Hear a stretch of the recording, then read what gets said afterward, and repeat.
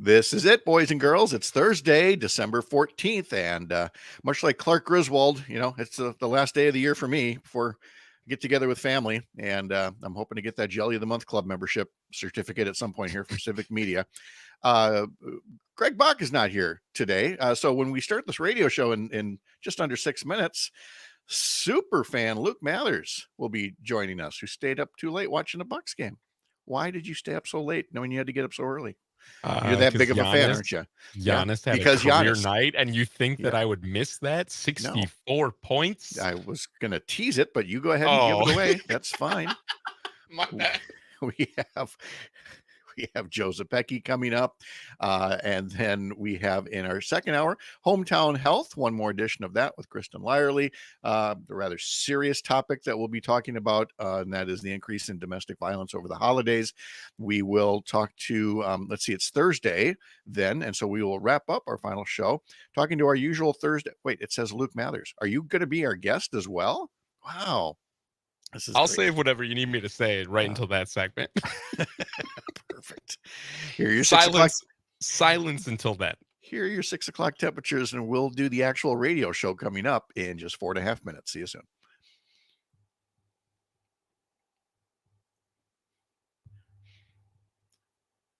I wonder if they want me to, and you can bring up the news and commercials whenever you need to. Recalled more than 2 million EVs to fix a defect with its autopilot system after a series of crashes, some deadly.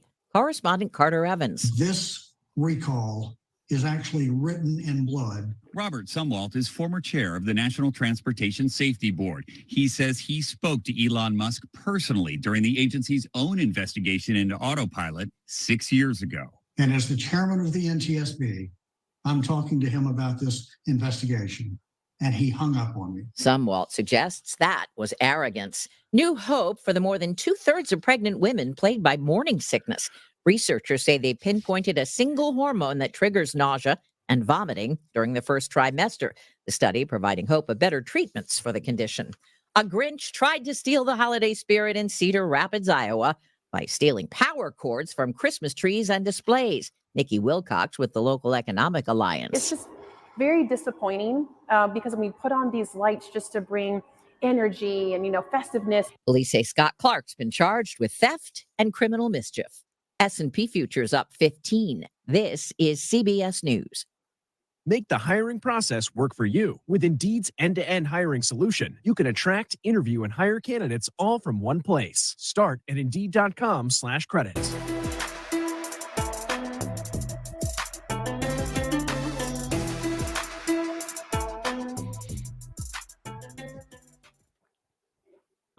Here's what Wisconsin needs to know. The Universities of Wisconsin Board of Regents is reversing course and accepting a deal to trade scaled-back diversity efforts for employee pay raises. Even some regents who opposed the deal voted for it to get workers their raises. Regent Kyle Weatherly voted for the measure, even though he says he opposes it. This deal, distasteful though it is, in my judgment, and on balance, gives us a better ability to serve not only those students, but all students. The measure passed on an 11-6 vote. Wisconsin voters may someday choose their candidates for Congress in a very different way. A bipartisan ranked choice voting bill got its first hearing before a state Senate committee on Tuesday. Under ranked choice voting, all candidates for U.S. House and Senate would appear on a primary ballot regardless of their party. The top 5 candidates would advance to the general election. I'm Nate Weggehout, Civic Media News. Who stole the game ball? Hi, I'm Mike Clemens with sports. A funny thing happened last night at Fiserv Forum. The Bucks had just embarrassed the Pacers 140-126 in a game in which Giannis scored 64 points, the most ever by a Buck in a single game, surpassing Michael Redd's 57 points. Valley Sports, Wisconsin. A new franchise record. Giannis Antetokounmpo with his fingerprints all over it. Giannis says after he went to the Pacers to keep the game ball as a souvenir. I have a ball, but I don't know if it's a game ball. It doesn't feel like the game ball to me. It feels like a brand new ball. Next came a heated discussion outside the visitors' locker room, caught on camera. Pacers head coach Rick Carlisle. We always get the game ball. We were not thinking about Giannis's franchise record. So we grabbed the ball, and a couple of minutes later, my general manager got elbowed in the ribs. With sports, I'm Mike Clemens.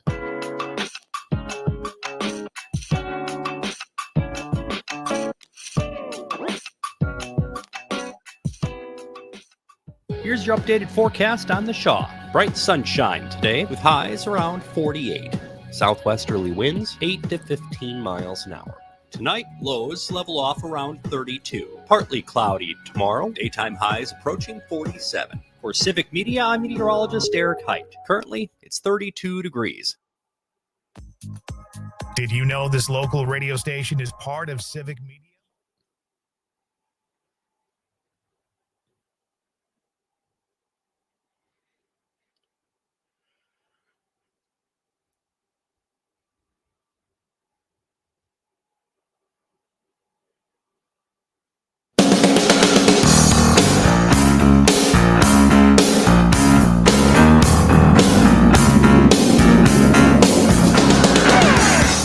All across Wisconsin from Civic Media, this is Up North News Radio.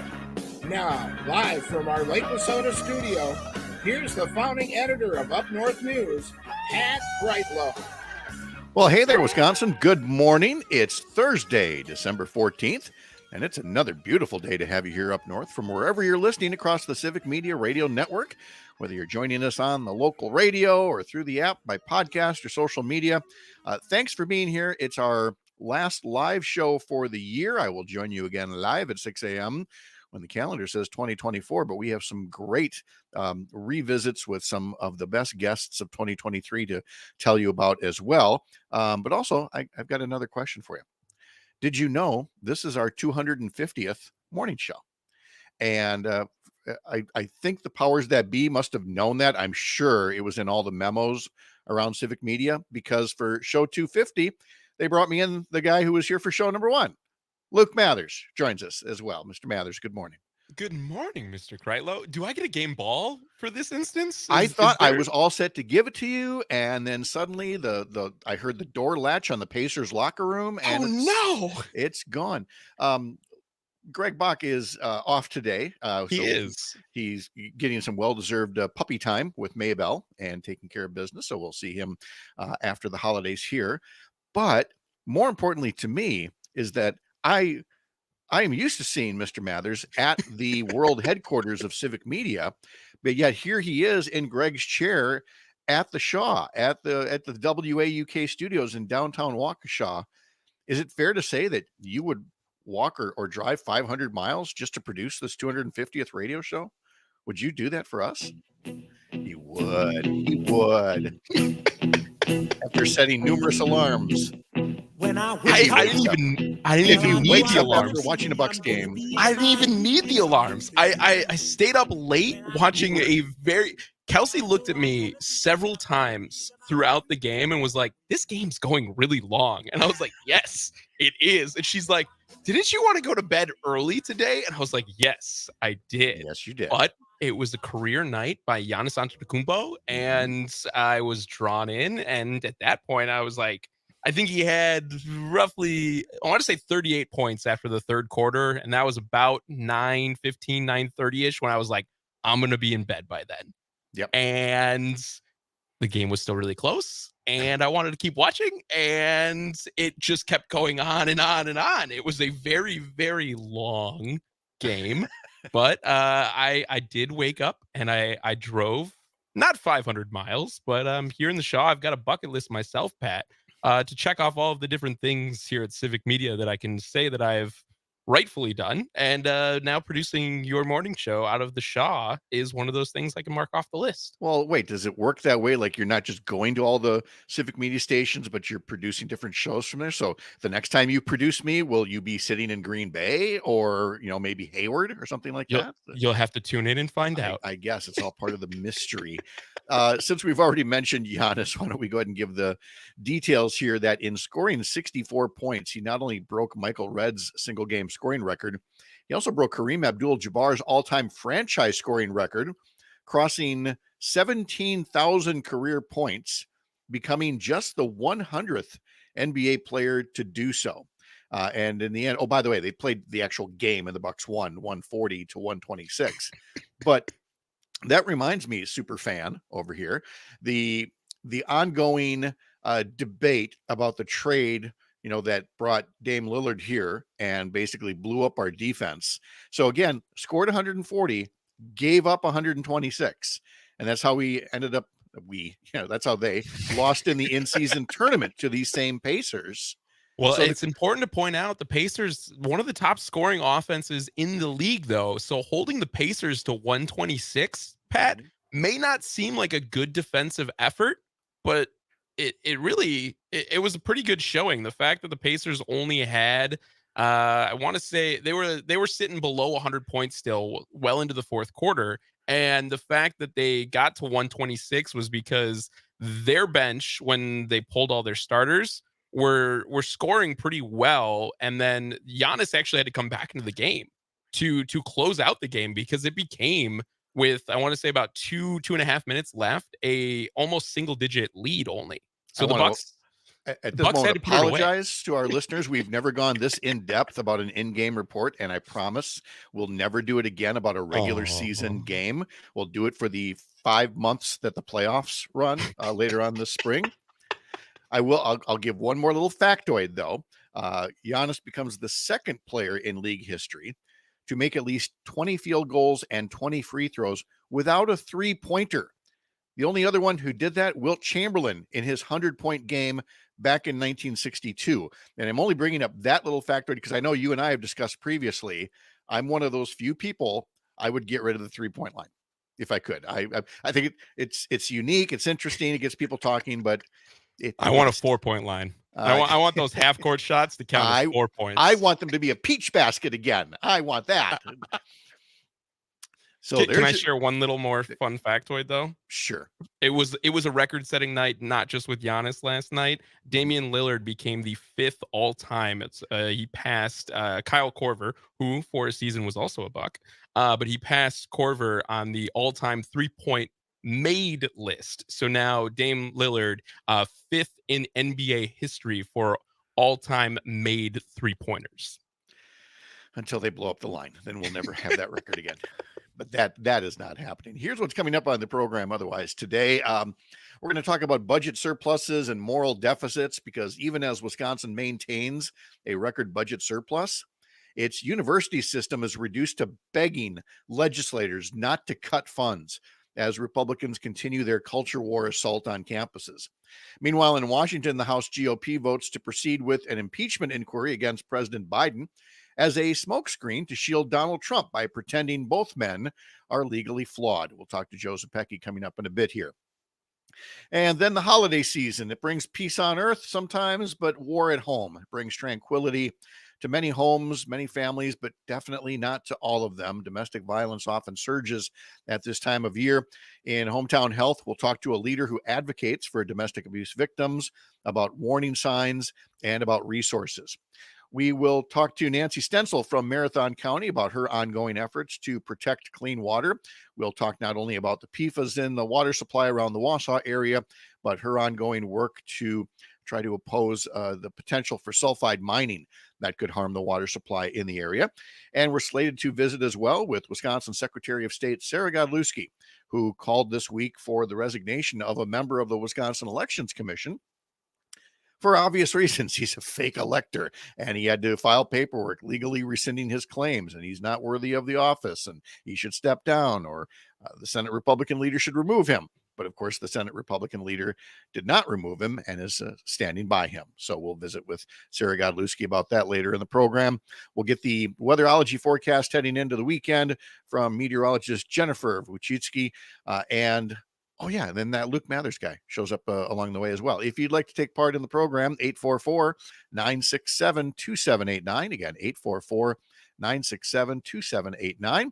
You can text us. You can call us either way at that phone number, or you can use the Civic Media app, which you ought to have on your phone by now to listen to live programs and maybe listen to things on some of the other radio stations across the network. Temperatures at 6 a.m. around Civic Media land to go like this. It's 28 up here on Lake Wissota, 22 in Hayward, 27 in Park Falls, Wausau checking in at 25, Green Bay at 30, La Crosse 29 degrees right now, Wisconsin Rapids 27, Oshkosh is at 31, Madison 34, and Waukesha is at 32 degrees right now.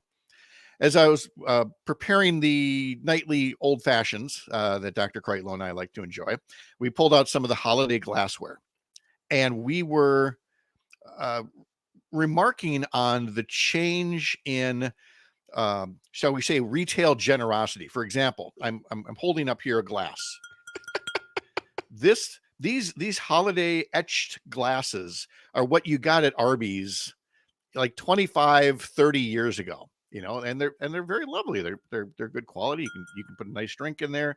The Happy Meal toy, the original Happy Meal toys were like actual stuffed animals, and now they're so small they're like choking hazards. You don't get the things that you used to get once upon a time. But we still have drinkware from fast food restaurants. It's not just Arby's. It was other stores and things that used to give that out. And I'm not aware.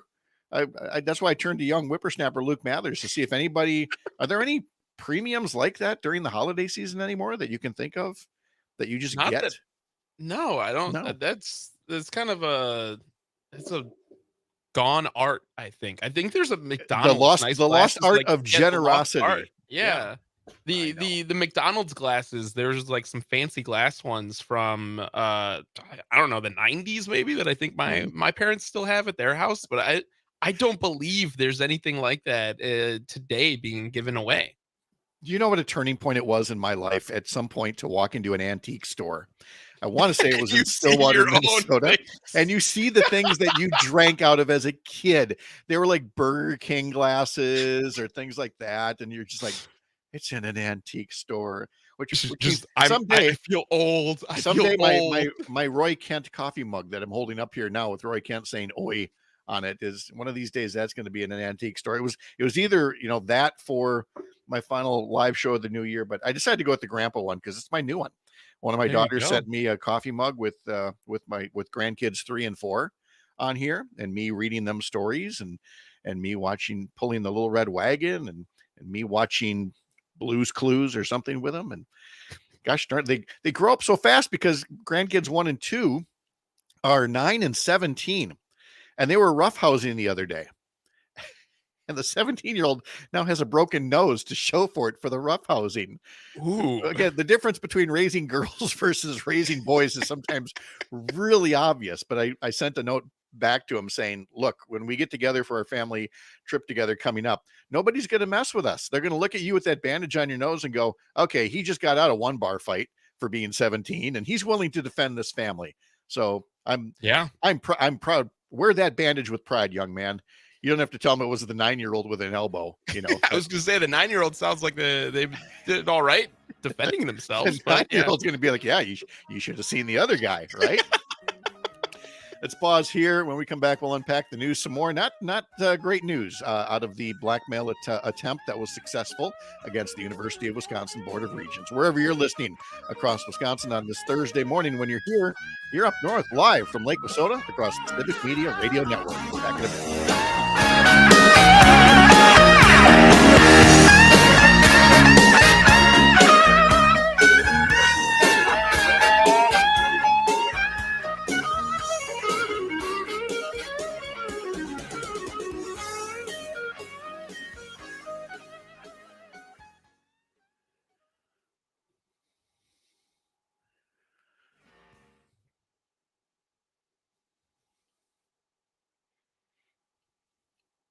That's right. Robert Hack Diamonds wants to make you an offer on your gold, silver, and diamonds. The process is very simple. No appointment needed. Just come on in, sit down in a nice, relaxed atmosphere, and the staff of Robert Hack Diamonds will evaluate your unwanted gold, silver, and diamonds and make you an offer on the spot. Then you can decide if you want a deal or no deal. Robert Hack Diamonds can also convert your old jewelry into something new or trade in your outdated pieces for something new and exciting. Many people inherit jewelry that might not be your taste, but you are sentimental. Why not have Robert Hack Diamonds take the golden gems and create something for you? So many options at Robert Hack Diamonds. Again, Robert Hack Diamonds pays cash for your unwanted gold, silver, and diamonds. See them in Brookfield.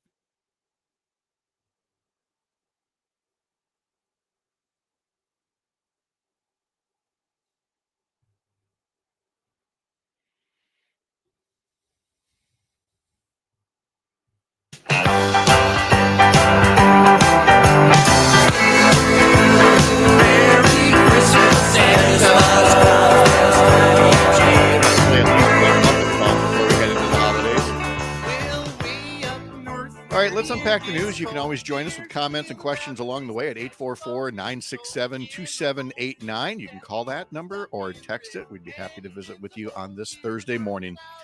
All right. Well, we telegraphed it yesterday, and it did come to fruition last evening that in an about face, the University of Wisconsin Board of Regents approved an agreement.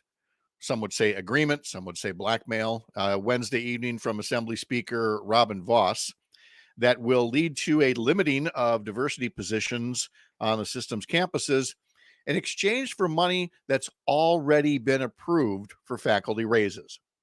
Now, again, I don't want to belabor the point. If you're a regular listener, you already know the legislature approved these pay raises. The legislature did. The governor signed it because that's what happens when a bill becomes a law. It goes from the legislative to the executive branch. Then the executive branch executes that law by releasing the raises.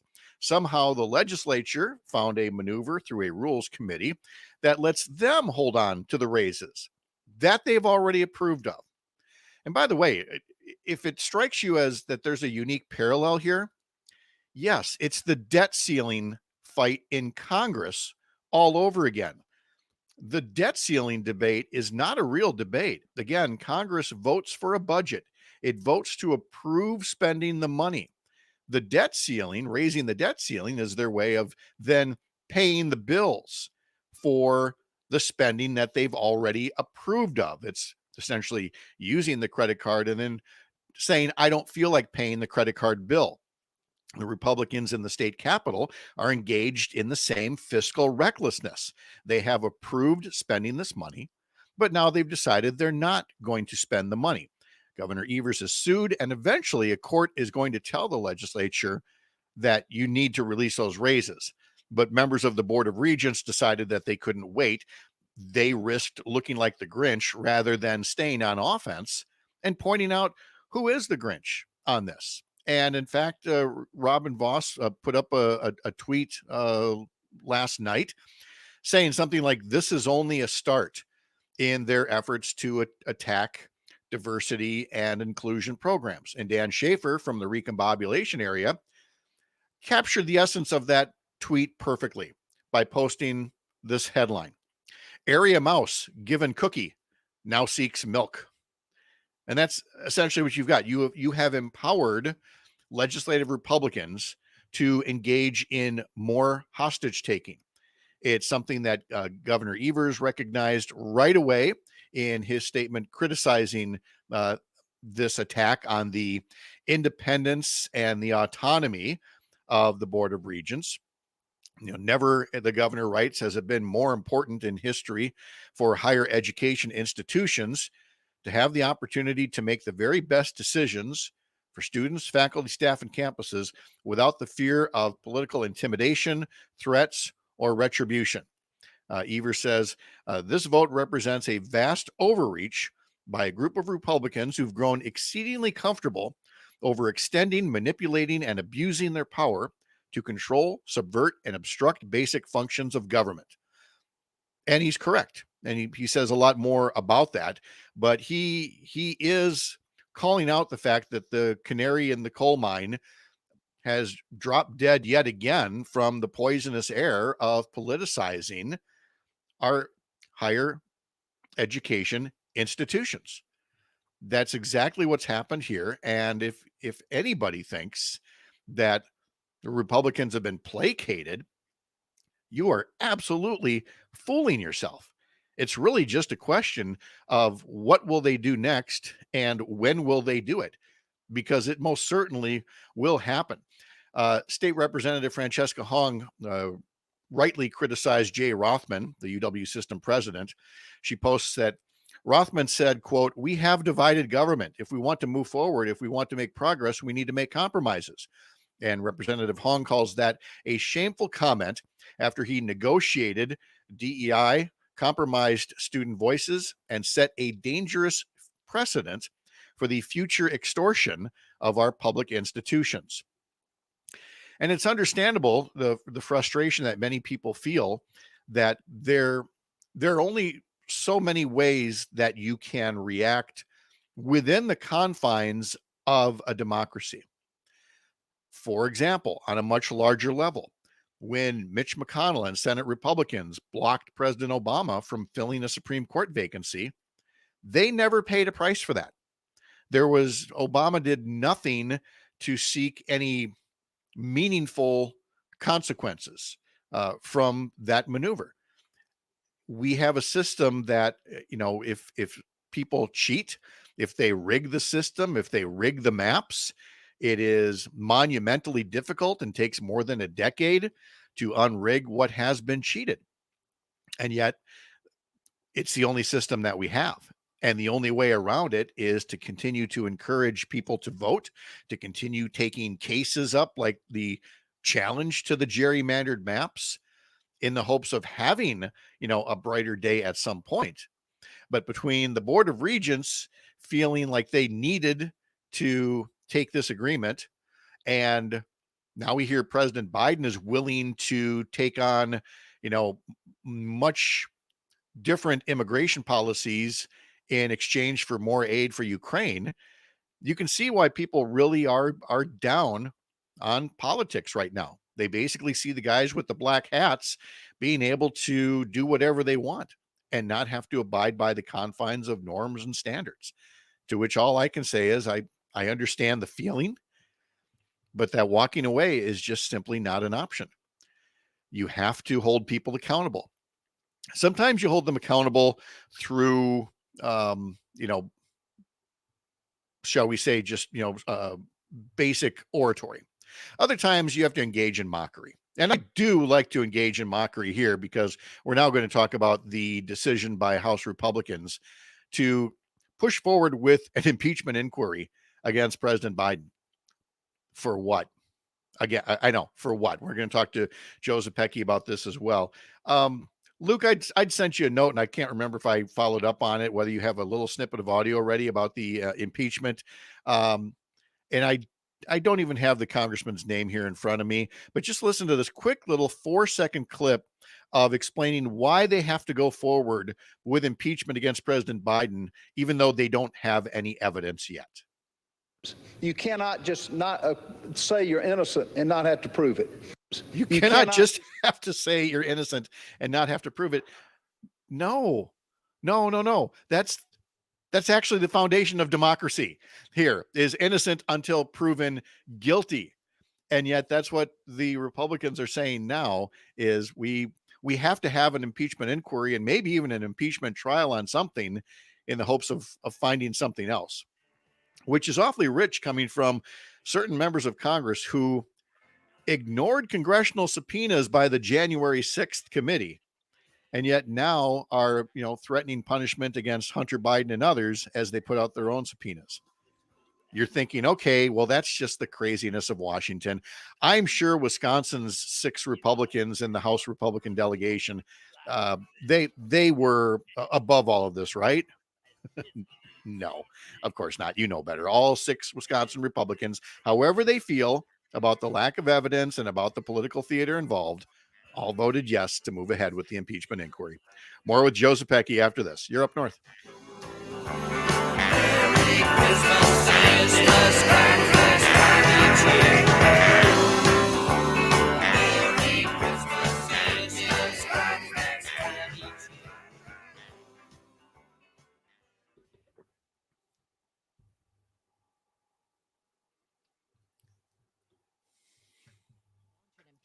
Inquiry into President Biden. The investigations turned up no wrongdoing to date. Maryland Democrat Jamie Raskin. They've been at it for so long. And of course, Donald Trump wants to keep it going into the next year for the campaign season. So let me just get the timing right here. You want me to come in with the song for Boston Pop Orchestra, and then are you going to preview anything, or just play the Zepecki clip from there? I was actually just typing that to you right now, saying that you can jump right into the tape after a few seconds of music. Okay. And then there will be just a few seconds at the end of it, but you can come back to me and I can toss it to break for those last couple of seconds. Isn't surprised Okay, over the sounds good. recall of So more right than to 2 tape, million but then to Teslas me for an afterwards. autopilot issue. Sounds good. He tells CBS Elon Musk hung up on him during a conversation during his agency's investigation 6 years ago. I think that shows an arrogance within the organization that is leading to safety problems and killing people. CBS News Brief. I'm Deborah Rodriguez.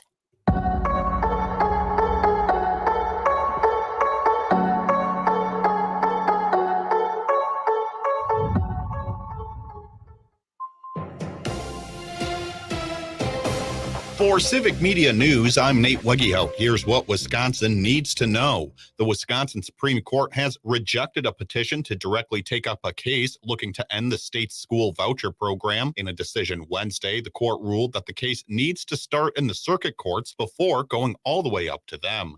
Minocqua Brewing Company owner Kirk Bangstedt, who helped bring the lawsuit, says they will continue to move forward in the lower courts. Democrats are looking to enshrine marriage equality in the state constitution. The amendments would remove language in the state constitution that defines marriage as between one man and one woman. It would also make sure that everyone has equal parental rights regardless of their sexual identity. While the legislation would not change anything at the moment, it would kick in if the U.S. Supreme Court overturned their 2015 ruling allowing same-sex marriage nationwide. I'm Nate Wegehout, Civic Media News. From the kennel to the coop, whatever the season, Fleet Farm has everything to keep your animals happy and healthy. From training your pup to sit season, to mastering those retrieval skills season. From clipping your horse for competition season, to keeping the backyard birds well-fed season.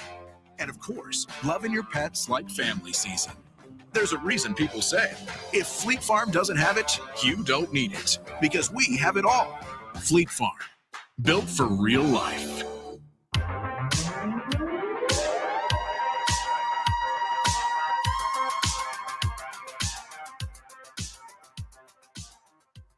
Here's your updated forecast on the Shaw. Bright sunshine today with highs around 48. Southwesterly winds 8 to 15 miles an hour.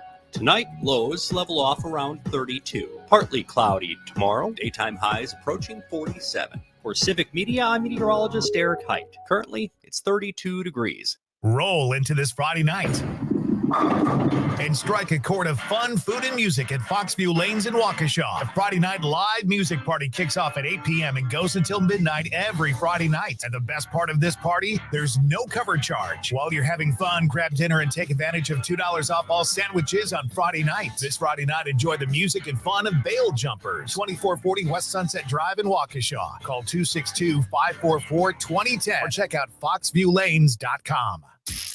This is the Shaw, WAUK. Prescriptions require an online consultation with a healthcare provider who will determine if appropriate. Restrictions apply. See website for details and important safety information. Subscription required. Price varies based on product and subscription plan. Hey guys, did you know there's a generic form of Viagra that works just the same, but is 95% cheaper? And you can get it online? Just go to hims.com/joy. Through Hims, you'll get a free medical consultation, discreet shipping if prescribed, a 100% online process, and trusted generic alternatives to the name brands at up to 95% off. That's right. Get generic for Viagra, the same active ingredient as brand name Viagra, but for 95% less. It's the same medication, still prescribed by a licensed medical provider, but with zero copay.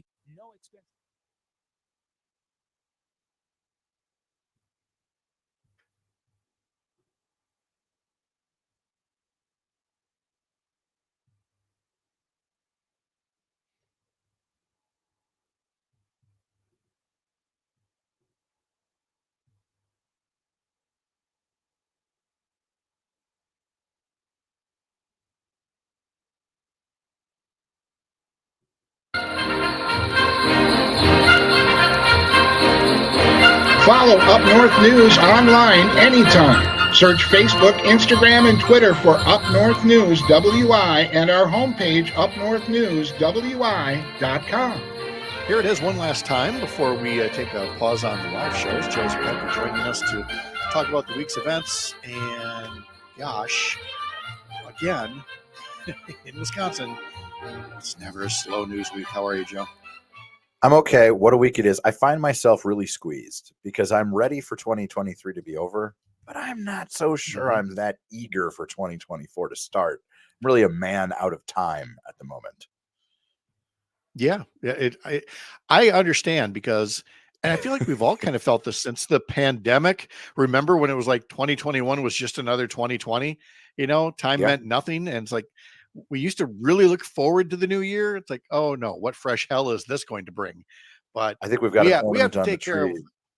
Or we have an ornament on the tree that says 2021. Still not great, but better. Nope. That sounds about right. Exactly.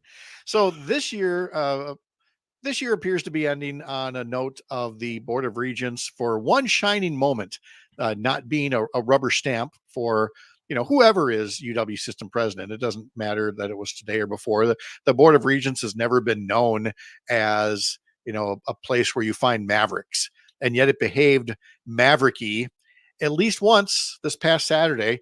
What do we make of it that the board in the end knuckled under to Republican pressure to attack their own diversity programs in order to get released the hostages that Robin Voss had been holding? I think the takeaway here is that the trend towards politicization of everything continues, and that is bad for public policy outcomes. We should be insulating as many institutions as we can from the vagaries of our politics, from who's up and who's down, and how cranky the conservative base is or how loud the liberal base is. This should work in both ways, right? The reason for checks and balances and systems is to try to smooth things out. And here you have across the board on what should be so easy to do, such common sense things when it comes to raises that have already been approved. You just got to release the money. An engineering building that the entire business community in the state of Wisconsin wants. And the insane notion that in our institutions of higher learning, there should be some care taken to ensure that there is a diverse student body, that people feel welcome on college campuses as they are in a formative period of their life. These are not radical ideas. You want to get young people at a formative time in their life engaging with people who don't just look like them, who aren't just from where they're from, who don't just think where they're from. That is the very idea behind higher education. And to see that politicized the way that Republicans have done, it's just really, really discouraging as we head into another election year, that even that Republicans, more so than anybody else on the political stage these days, think that government power is the answer to everything. That universities shouldn't get to make their own decisions, that businesses shouldn't get to make their own decisions, that they, the politicians, know best. And I really think that this is going to lead to a sea change in our politics and sort of across the body politic, in people realizing sometimes there's too much politics. Government can't be the answer to everything. And this Republican approach to, if we politicize everything and what we say goes because we won the last election or have a little bit of power, I think people are really, really going to sour on that. And it's going to lead to additional political problems for the grand old party. Let's turn to election integrity. And I'm going to combine two things together and ask what it says. What can we glean from the fact that Senate Republican leader Devin LeMahieu is allowing Bob Spindell, an adjudicated fake elector, to stay on the State Elections Commission, while on the other hand, Josh Kaul is saying he has so much faith in Wisconsin elections that if Trump wins Wisconsin next year, he will defend him because he has a level of faith that Devin LeMahieu does not have. You understand that. I understand that. I'm just not sure that's getting properly, that cynicism or whatever it is getting properly conveyed to the average Wisconsin voter. No, and I don't know Leader LeMahieu, and I'm really trying to be much more careful in my old age here in rushing to judgment about people. But it is pretty hard to identify a rationale for this position. That if someone, Bob Spindell in this case, has by his own admission participated in an attempt to overturn the results of an election and is not eligible by his own admission to serve as an elector in 2024, which is one of many roles that we, the people, get to play in our elections. If he is not eligible for that due to choices he made and things he did, how in the name of all that is holy is he qualified and credible to design the system by which people will participate in our elections next year? It does not make sense to me. And I'm not going to say this declaratively, but it is things like this that we're going to lead people to say about Devin LeMahieu. Maybe this isn't a serious person. Maybe despite some of the things that he has done to work in a bipartisan fashion, maybe this is what the takeaway should be, and time is just going to have to tell. But what we do know is that Josh Kaul is a serious person. There is maybe no one in the state of Wisconsin who has been more staid and respectful of the rule of law and the process in all of this. The easiest thing politically for him to do would have been to run out and say, we're going after these fake electors. And he didn't do that. He hasn't done that. He's not saying this now, even as there are reports, media reports saying there's an ongoing criminal investigation that some Republicans are cooperating with. Josh Kaul refuses to come out and say so because he respects the norm that says you don't tell the world you're investigating someone unless you are bringing charges, because he understands the role that he plays as a prosecutor, that prosecutors play. And in the head-to-head there, Josh Kaul looks like the serious person as opposed to the Republican who we shall not name again. Well, look, Devin LeMahieu, whom I'll name again, is not a serious person and he has proven it in that vein. But look at who he had for an example. His predecessor was Scott Fitzgerald, who is now a congressman, who not only said, yes, by all means, let's vote for, continuing the impeachment inquiry on President Biden. He says, despite no evidence, I'm ready to vote for impeachment right now. He says he's willing to vote for impeaching the president of the United States right now with no evidence. It is the very definition of fire, ready, aim. He is not a serious person, but he knows he doesn't have to be. He's in an extremely safe seat. Yeah. So my take on this, and I hear you, and Fitz has lost the respect that I had for him with this, and there wasn't a lot left. But listen, for 7 years, Republicans have been looking for a link between Hunter Biden's business dealings and Joe Biden, and they haven't found it. 7 years, nothing. They don't have the goods. They want to hear from Hunter Biden. Hunter Biden says, okay, let's do it in an open hearing for all the world to see. And they go, no. We were just kidding. The Republicans don't have the goods.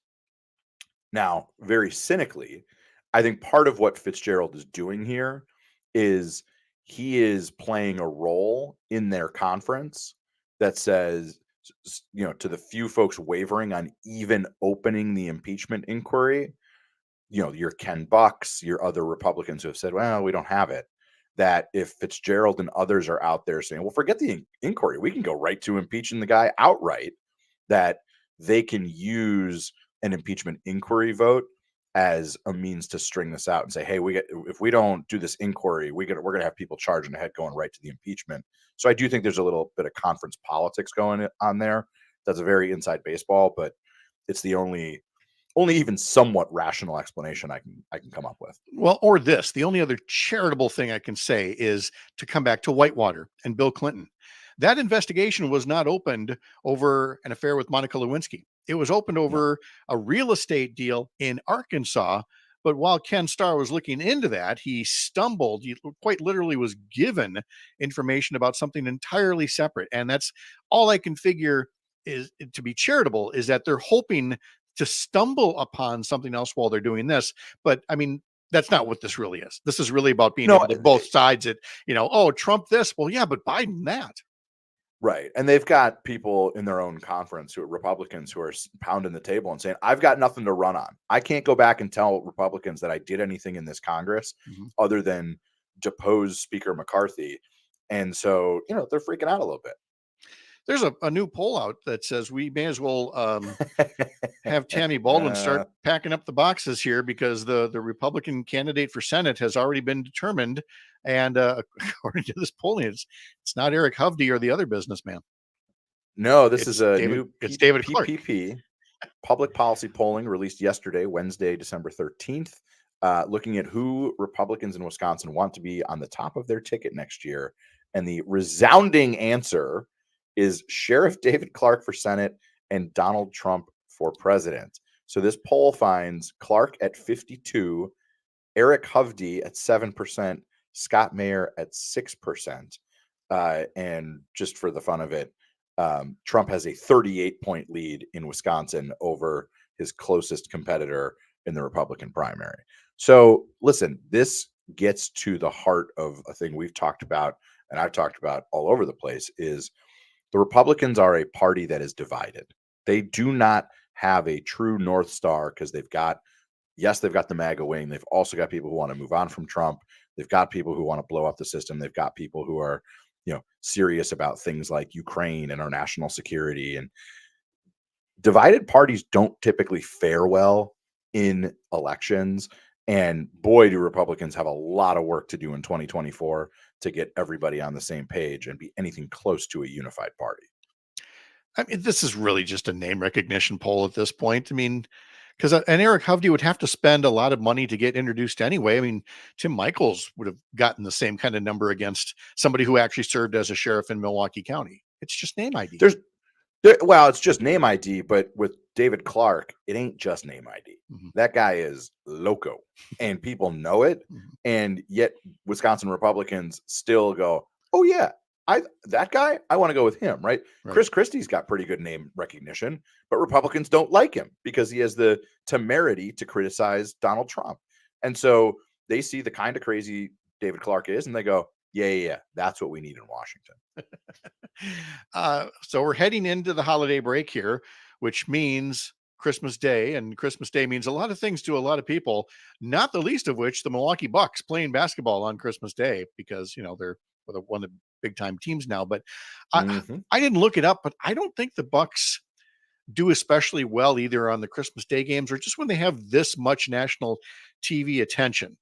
What do you think the nation thinks of the Milwaukee Bucks? No, we haven't seen Christmas Day yet, but however it comes down, what do they make of the Bucks? Are they just one of those teams that they put up with until the Lakers and the Celtics are ready to play in the playoffs? No, I think there's a lot of excitement around Milwaukee. I think nationally, the perspective and the thought is, man, they paired Giannis with Dame Lillard. Look out, world. Now, what I would say is, this ain't that team you got to be afraid of yet. And we've talked about it a few times. I don't want to belabor the point because it's the holiday season. This Milwaukee team needs to figure it out on defense. They got to figure out how to stop people, because you're not going to win playoff series scoring 130 points but giving up 128. That's just not how the playoffs work in the NBA. And I think right now the national perception of this team is a little bit rosier than the lived reality of those of us who have been watching them struggle to prevent teams from scoring. There you go. Santa is a regular listener. Put defense in that stocking, please, in the locker room. Joe Specky, happy holidays. We'll see you in the new year. Oh, you know what? No, I take that back. We're going to talk next week. You and your lovely bride, aren't we? Oh, if my better half tells me to be somewhere, I'm there. Oh, okay. Well, so let's do it. I just follow her lead. It's a date. We'll do that. Thanks, Joe. Talk to you later. Bye-bye. All right, coming up next, today's history lesson and musical memories right after this. You're Up North.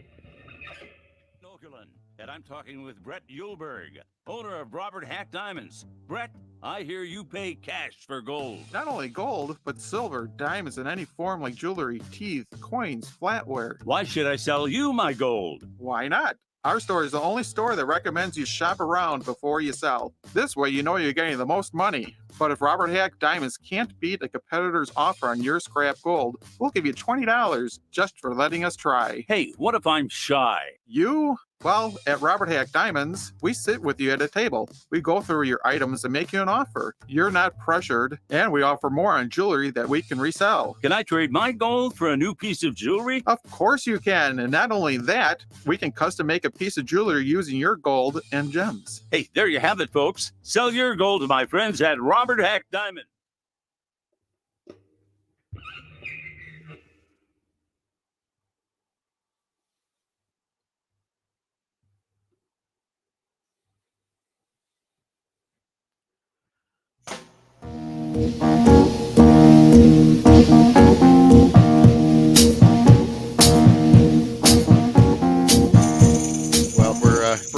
Marvin Gaye, I suppose we better bring in Dr. Lyerly here. Look at how Luke's face just lights up. Like, all right, now it's a morning, and she's got her Santa hat out. Good morning, I'm Dr. too busy Lyerly. dancing over here, Pat. I see that. How are you? I'm good. Merry Christmas. Let's Merry go. Christmas. Look at you. Going to be our little elf for today. Somebody's got, there's a new winner for best hat on the show. Not the Luke wearing the Bucks hat with the aircraft carrier size brim on it. So he's so shy today. What a callback. What a callback for everybody out there in the listening audience. You know, Pat just ripping on my hat, you know, not let me just revel in the Giannis having a record night last night and me celebrating with my Bucks hat on. I'm not saying that everybody here has listened to all 250 shows, by the way. Happy 250th to us. But there's one or two that go, I wonder if Luke still has that hat with the great big brim on it. And now they know you do. That was the first thing I thought when I saw the Bucks hat. I was like, ooh, that's a sharp hat. And I could land a plane on it. So anyway, getting back to Marvin Gaye, he had the #1 song this day in 1968. Actually, Motown held the first 3 spots on the chart at this point. The #2 song this week in 1968 was Love Child by the Supremes. And #3 was Stevie Wonder's For Once in My Life. Let's give a little listen. This is actual audio from the Ed Sullivan Show this day in 1969. When the Jackson 5 made their TV debut.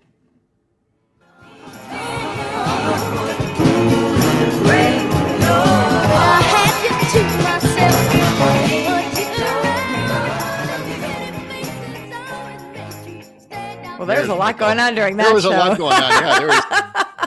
Sometimes Ed Sullivan would have 2 bands play at once. It was just. It was before they only had 3 channels. And so sometimes they'd put 2 shows on at the same time. That's how that would work. It's early. Luke was up really late watching this. The Bucks game ran about 5 hours. With a new system. Sorry. This is really impressive, though. I mean, Luke drove all the way from Madison to Waukesha to board the show for us. To be fair, I want to throw the disclaimer out there. I didn't want to lean on it, but I've never produced out of this studio before, so I am on kind of training wheels. Can't really tell at all. I mean, it's just going. You're doing great. Doing great. It just kind of warms my heart that we're all here together. It feels like the olden days. Like Kristen's trying to make us all feel good. I'm about to make jokes about, Luke operating the board with his toes just to show off. Go back to using the fingers, buddy. Can we get Let's go to another birthday first, because I'd like to have a little musical bed in the background for all of this. You may not know the name Joyce Wilson. She's 77 years old today, but all of us of a certain age saw her behind Tony Orlando for all those years because she was one half of Dawn.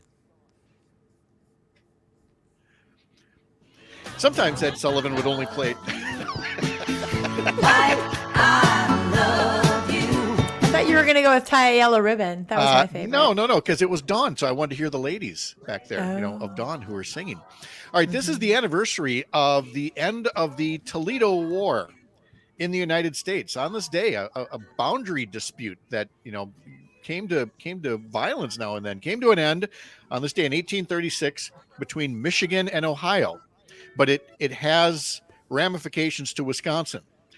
In return for Michigan giving up its claim to a strip of land along its southern border. You ever notice the Michigan southern boundary it feels kind of like a little off compared to the Illinois border or something like that. Anyway, to give that up to Ohio, Michigan was awarded the UP. The UP was going to be part of Wisconsin, but by Michigan giving up that strip of land at the bottom, Michigan was given the Upper Peninsula. And to this day, we're still trying to decide if we should be offended by this deal or relieved that the UP went to another state. But, let me just give the official report from Green Bay. The UP is part of Wisconsin. They can call it whatever they want, but it's ours. Oh, we know. I mean, it is. So, do you feel, Luke, like maybe Dr. Lyerly still is playing the show in the background? Were you listening on another window there, Kristen? Look at that chagrin. Look at that chagrin. See, maybe it's not all me. I'm over here thinking, Greg needs a raise for being able to juggle all these tabs at once. Luke's been vindicated. Just me. Wait, I don't want to. And now I think Greg needs a raise. Let's go back to Greg needs a raise. Oh yeah, you shouldn't have said that. I don't know if you know this. Greg thinks you're extremely handsome. And I know. He talented. tells me every time I see him. I know. Very funny. Also funny. Do you know this is the anniversary on this day in 1977, the big Christmas movie out that year, Saturday Night Fever, opened in theaters. We could have done a disco theme all morning with Staying Alive, Disco Inferno, More Than a Woman, Night Fever, Jive Talkin', You Should Be Dancing. But yeah, the movie opened on this day in 1977. Have you seen the commercials with John Travolta playing Santa Claus? Love it. And I love that for all the whining I do about getting older, and I saw a doctor yesterday about my shoulder, but that's another story. I love that he's willing to embrace it and go, yeah, I'm older. Yeah, I'm fluffier. I can dress, I'm not in a white disco suit anymore. I wear a Santa suit, and I'm confident in that.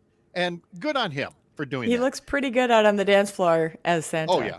Yes, still definitely has the moves. On this day in 1991, Michael Jackson released his 8th album, Dangerous. It hit number 1 on the album chart, stayed there for 4 weeks. Singles included Black or White and Remember the Time.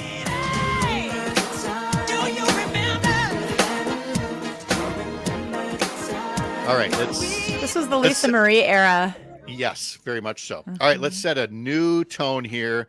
It was on this day in 2015 that Adele was at number 1 with her album 25 featuring this song. Feels like that Saturday Night Live skit now where everybody just stops with Hello. It's me. There's nothing else that matters right now. Peace, tranquility. These years you'd like to meet. Over. Yeah, I'm just depressed now. We can get rid of that. Hometown Health's coming up at the bottom of the hour. Unfortunately, a serious subject that there isn't peace and tranquility everywhere during the holiday season, Kristen. Yeah, we're going to talk about domestic abuse and violence, which tends to escalate during the holidays just because of the disruption, stress and travel and all of the emotions. So we're going to talk with an expert who is based in Door County, but does a lot of work statewide about domestic violence, what you can do if you are experiencing domestic violence, how you can be safe and how you can help. Also, Nancy Stensel's going to visit with us right at the top of the next hour about keeping the water safe and clean all throughout the Marathon County area. And we're slated to visit with Secretary of State Sarah Godlewski around 7:20 and her call for a member of the Wisconsin Elections Commission to step down for being a fake elector. That's followed by Hometown Health as we wrap things up here on Up North News Radio for a Thursday morning live from Lake Wissota all across the Civic Media Radio Network. We'll be back in just a bit.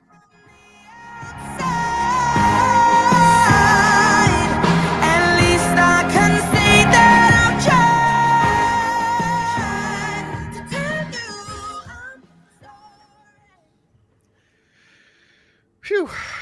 All right. That's weird that I usually stream from Facebook and nobody has ever said anything before. That's weird that caused a problem this time. Mm. No. We've been definitely errors monkeying on my part too, but then I heard it in the background. Still, yeah, so it's okay. But It's we've monkeyed 100% with still on me. We've been monkeying with your controls this week. Well, should I say Lindsay has been? I'm going to blame him. So, He's going to get this mic back. See, he took my mic so he could play video games. So I bought a new mic. But yeah, he's going to get this mic back for Christmas. It's going to be his Christmas present. Oh, that's so Mom funny. of the Year award. That's so funny. Nancy, how are you? Hi, Nancy. Oh my goodness. Nancy, Kristen, you guys have met, I'm sure. No. No? Oh, Not yet. We got to get you to Marathon County more often. First, we got to get Nancy. There she is. I drive through Marathon County constantly. Yes. How are you? I'm well. How are you guys? Oh, great. Very great. Here, I'm going to bring you guys up like this while we're in commercial. There we go. So, yeah, thanks for coming on for a little bit and just telling us what you've been up to. I don't have any specific agenda here. I just wanted, I haven't had a Wausau guest on in forever. I'm Deborah Rodriguez. New hope for the release of 2 Americans in So do you have much new to tell us in terms of the sulfide mining test drilling and things like that? Yeah, we've got a little bit to talk about there. We did I'm also the chair of the Back 40, the hopefully never Back 40 mine up in Marinette, Menominee, and up there, we did a walk with our ancestors. They're trying to block a road there that's supposed to be a public road. So okay, we did that. And oh gosh, what else have I been up to? we just did a huge presentation last night on Palestine and get people up to speed on what's really going on. And Okay. All right. And let's see. You've got 2 congressional candidates so far, right? that's a hard call. One of Yeah. them, we have Kyle Kilborn for sure. Right. The other Okay. one, I don't know. To be And honest, then do you have people standing by legislatively while we wait for the MAP lawsuits? Or is it still a little early on that front? it's a little bit early. We got people thinking about it. Okay. All right. Sounds good. Yeah, on I'm our gonna- congressional one, we have the other gal took a job and she's Oh, I kind see. of Okay. probably not going to run. Gotcha. Okay. I am going to step away here for a sec and get some temperatures and get some coffee, and then we'll get going at 7:06. All right. Alrighty. All right. Here we go. Nancy, it sounds like you and I should talk. Probably. Where are you from?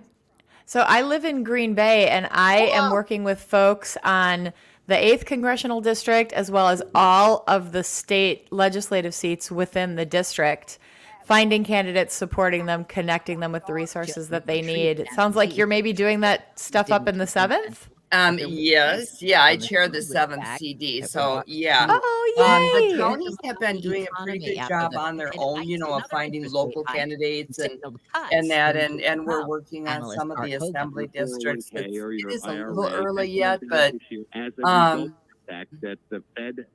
but we are, it's never too early. Oh, we're working on it and trying to find some people to find some seats so that. What I hate is I ran a couple times for the 86, and the last time John Spiros in 86 went unopposed. Yeah, that's what we've seen here too. In the last election cycle, a third of the seats were unopposed. And that allows the Republicans to concentrate all of their efforts against our really strong people.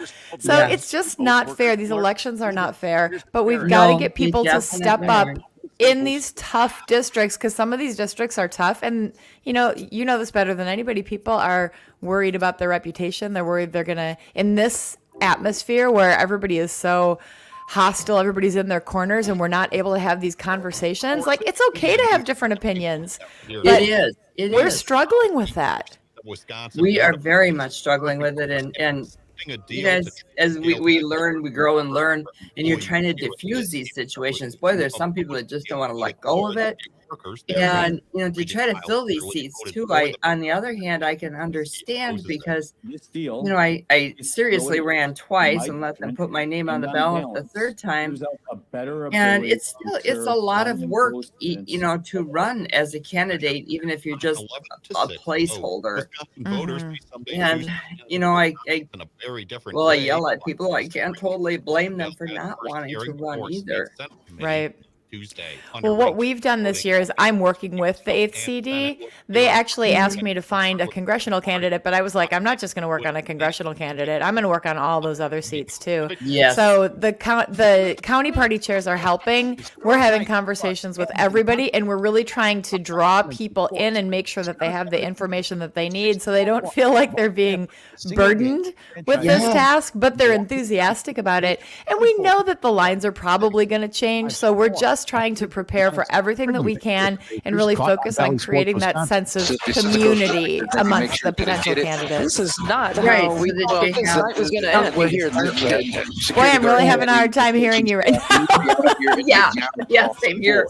Turns out Yana simply wanted the game ball back as a souvenir. It's not the first time that's happened. Yeah, we're doing the same here. And some of these little counties are just amazing Game how hard 6 they in the work. NBA Finals. I don't have a Yes, they're committed. Yeah, they All really their are. players ended up in our hallway. I don't know what to call it, a fracas. I just put I my don't think email anybody's address doing in the anything, but chat. my If general there's manager anything that I got can hit do over to the wrist. encourage people or Sports. just to have a conversation, I love the mentorship and sponsorship people. So I'm always happy to just, Okay. be a cheerleader. On radio. I'm gonna Refresh. write that down here. All righty. Here's your updated forecast on the Shaw. Highs around 48 today, under clear skies, winds out of the southwest, 8 to 15 miles an hour. While you were gone, Pat, we solved all the problems. I kind of figured. That's why I'm glad I rolled tape on this. So it's going to be great to roll back later. meteorologist Derek Oh, Height. Currently, all right. Here we go. 15 seconds.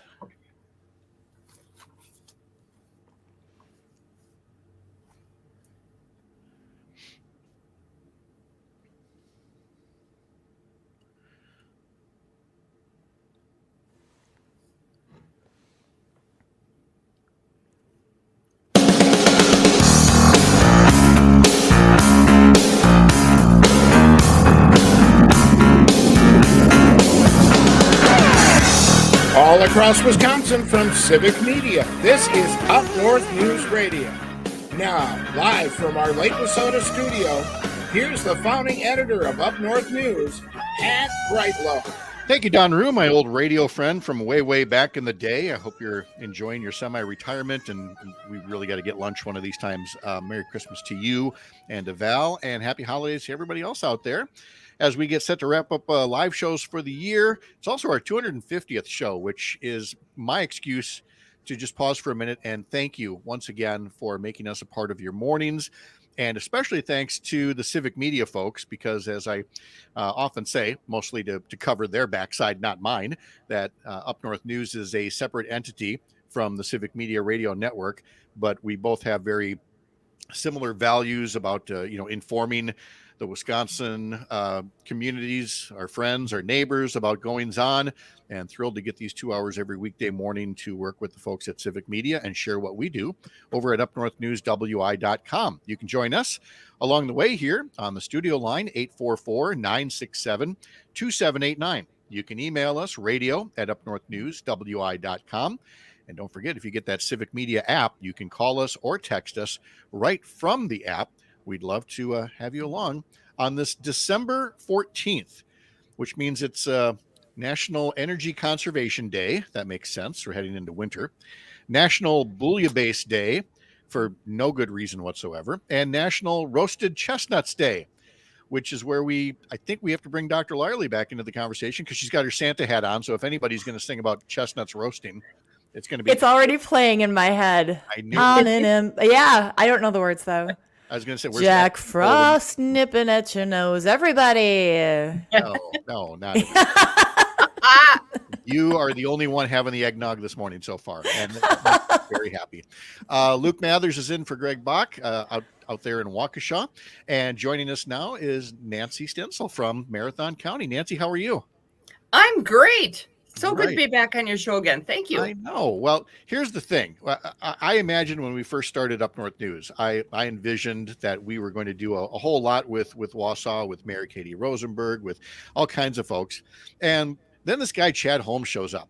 And Chad has got more talent. He's locally based. He's younger. He's more handsome. And I just can't compete with that.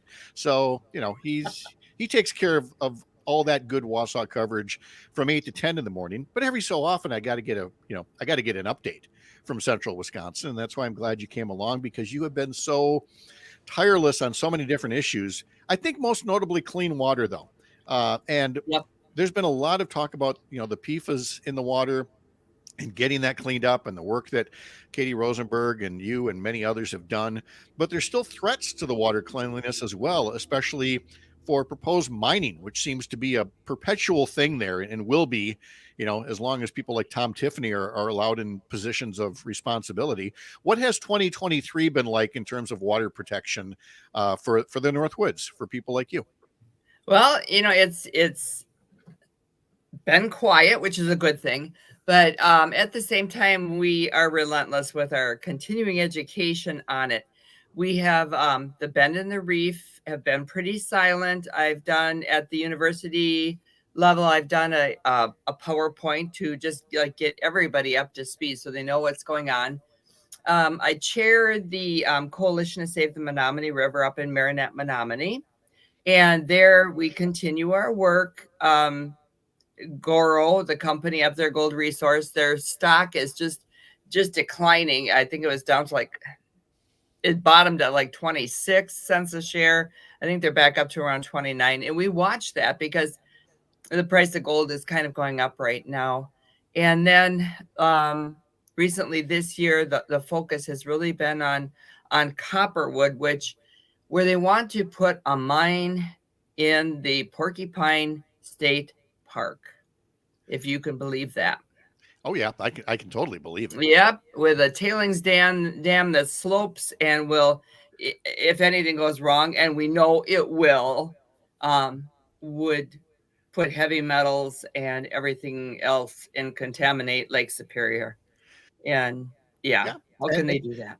And here's the thing. There was on the books for the longest time in Wisconsin a very simple premise that you can come mine if you can prove that Prove it somewhere first. else, prove it first, that you've done it cleanly, and that even after the mine was no longer operating for a certain period, it still didn't contaminate. If that's what you can do, then come and do it. But if you're coming here just to extract and then pollute the water and do all this damage, that's not a great thing. But again, unless you're like Tom Tiffany and other people who are just looking at the short term, here are some people making a paycheck for a little while. And I would, by the way, add to that, I can look out my window and see an empty, an abandoned sand plant. And there's abandoned sand plants and sand mines all over Chippewa County and other environs. I don't know what makes people think the same thing wouldn't happen up there by you. It was totally boom and bust there by you. And not only that, but Tom Tiffany and his cronies allowed mining companies to rewrite that bill. And they rewrote it because, obviously no one could ever prove it first. They did recently sign off, the DNR signed off on the Flambeau mine, but that's still, Stream C is void of any life yet today. And we need to get back to prove it first. Our friends in Minnesota have.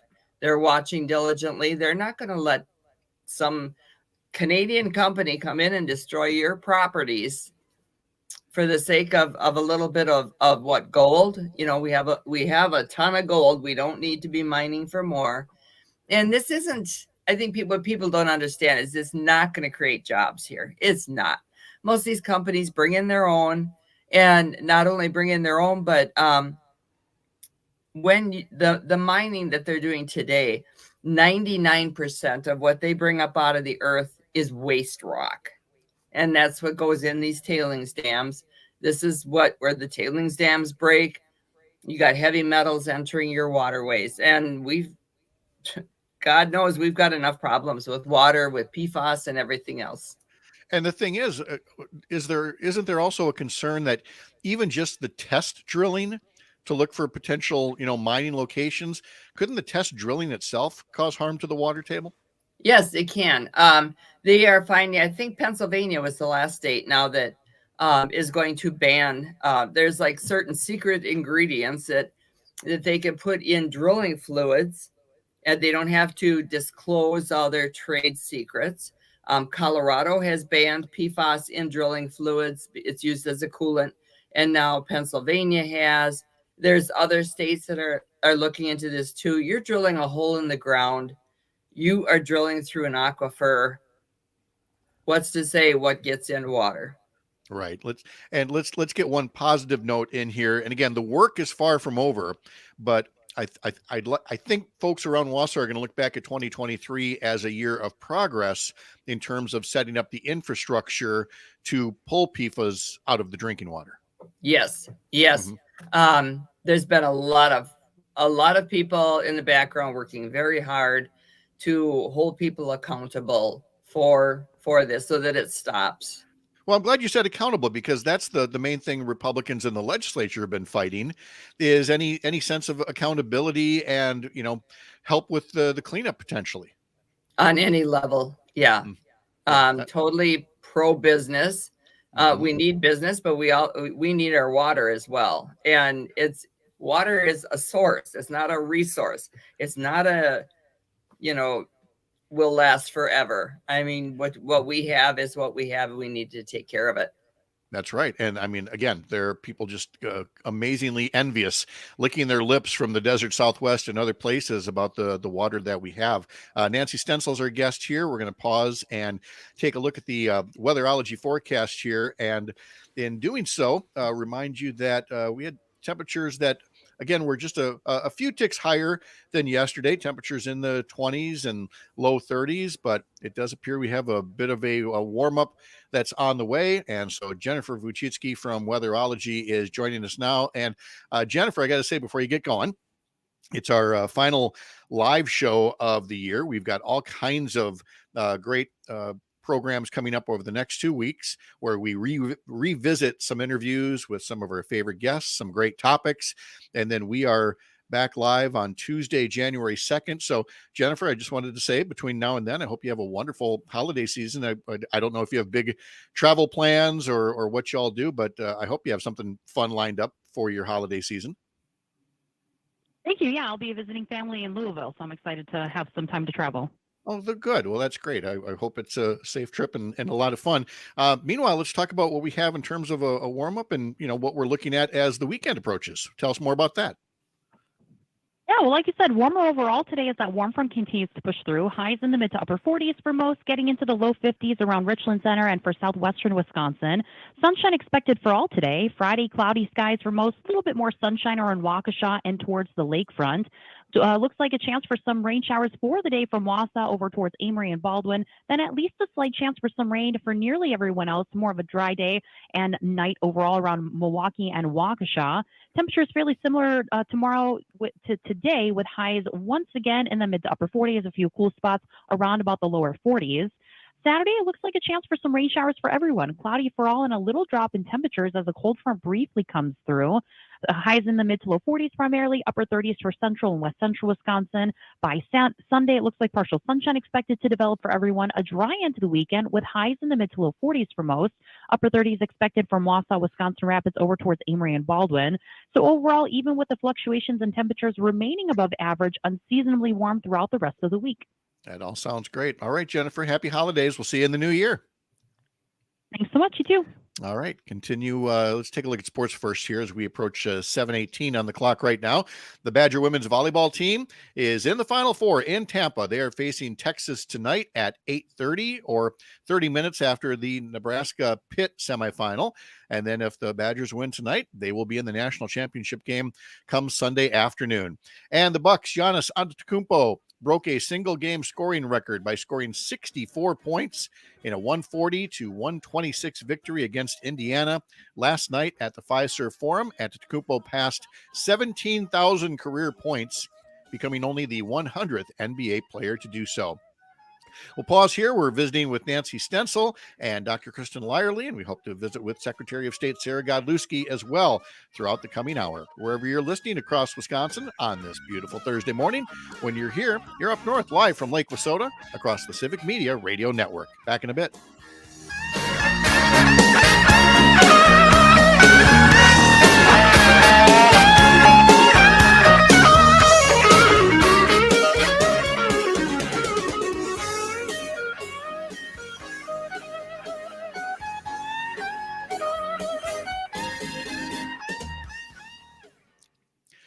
All right, we're in break here. I'm going to keep you both here just because sometimes Sarah is like the wind and may be here and may not. Is that a Patrick Swayze reference right there? She's like the wind. Something like that.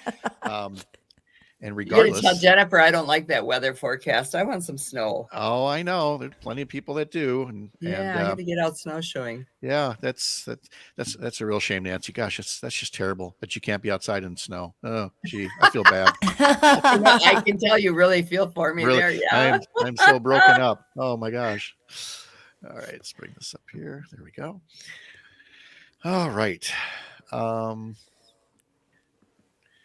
I am so not even thinking who the Packers are playing next year. The Buccaneers. Buccaneers Sunday at noon. There it is. Okay. Mhm. All right, 10 seconds.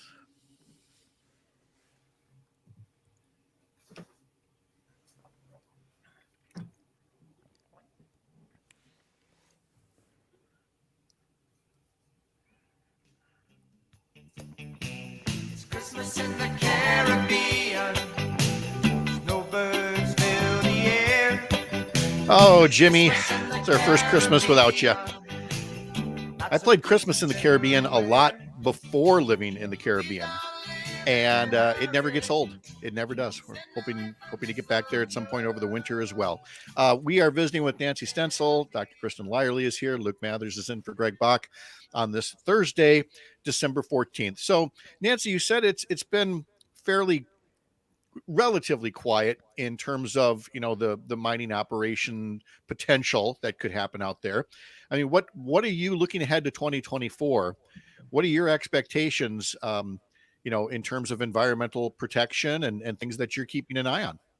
Well, we're building ground, we're building awareness, and that's our main goal right there, building the awareness to get people to see what's going on, and hopefully to show you have no social license to operate here. Go away. That's the end game right there. Okay. Well, everybody obviously appreciates the work that you're doing on that. I think nobody more so than Wisconsin Secretary of State Sarah Godlewski, who is joining us as well. And I mean, those of you watching the live video feed on Facebook, I mean, you find me a Mount Rushmore of women who are getting it done around Wisconsin like this one. Madam Secretary, how are you? I'm good, Pat. Thanks for having me this morning. And Kristen, I didn't know I needed my Santa hat. I love it. Well, I am glad to be the representative, and next time. She's playing the role of our favorite elf. I figured your cheese head was never far away. What with you having the little cheese curd and everything over there. That's and by true. the way, how old is the cheese curd now? The cheese curd turned 4 on Sunday, which is crazy. So I think he's actually running around with it somewhere downstairs. So. He sleeps with it. It's like his, a lot of people have stuffies, and my kid wears around and carries his cheese curd, Hey, he knows. Right. So as we've been talking about all the various things in the news with Nancy and with Kristen, and we wanted to visit with you as well, because one of the things that came up was, of course, the case of the fake electors, in essence, being adjudicated and having to settle a lawsuit and file that they are rescinding their false claims, and yet, Sarah, somehow one of them is still a member of the Wisconsin Elections Commission, and I'm sure you feel as strongly about it as a lot of the rest of us. Yes. I mean, just on purely moral and ethical grounds, there's no reason why Commissioner Spindell should be sitting on the election commission calling balls and strikes with how our elections are run. But it was this obvious connection when my office received notification that Robert Spindell, as a result of this legal settlement, was acknowledging two things. The first is that he was not a duly elected elector from the state of Wisconsin in 2020. And second, that he signed and submitted the certificate of votes, which was a false document, and submitted it to my office and asked for that document to be removed and to just disregard it from our record.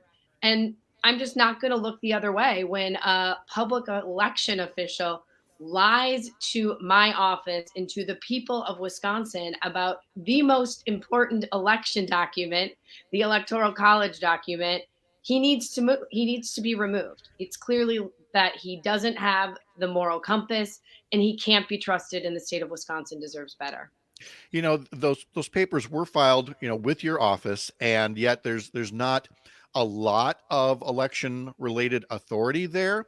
No.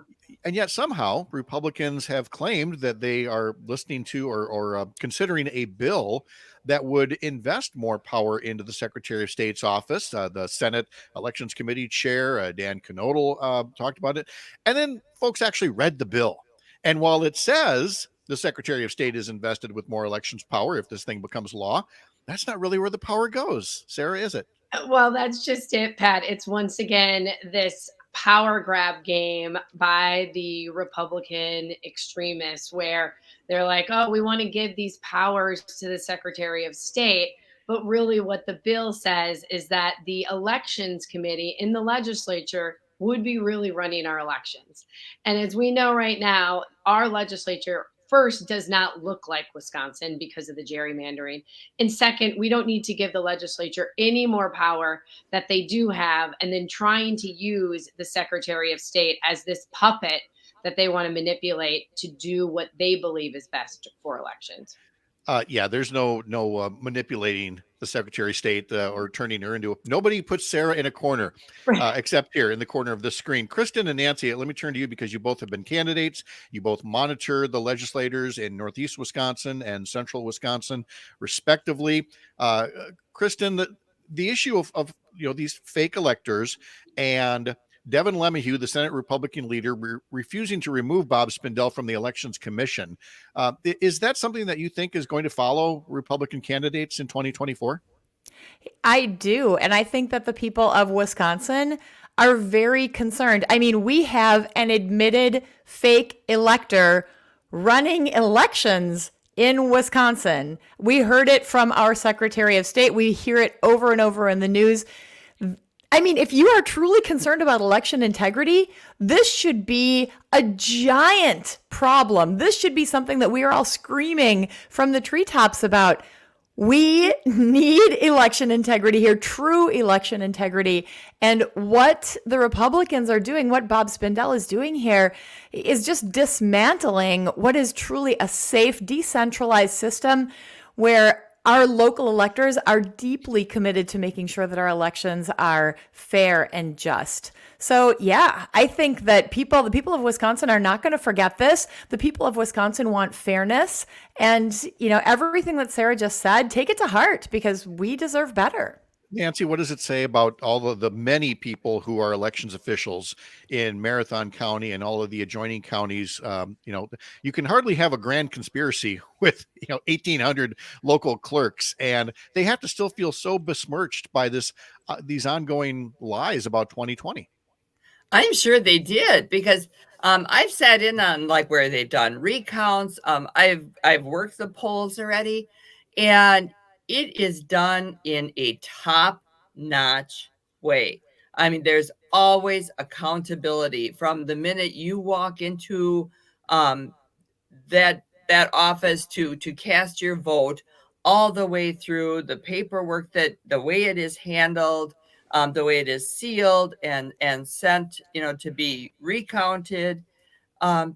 There's no allowing for mistakes. And then when you get a joker like this, who's just blatantly lying through his teeth, what does that say for, these are our friends and neighbors that work at the polls, and they do a darn good job.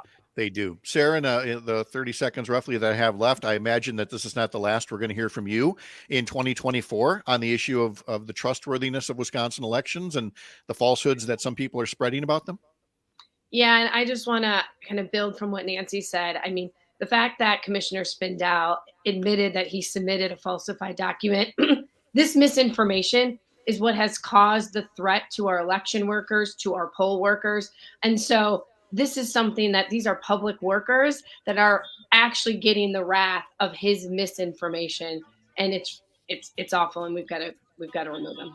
And that's where we're very fortunate to have somebody in your position to call that out quite publicly.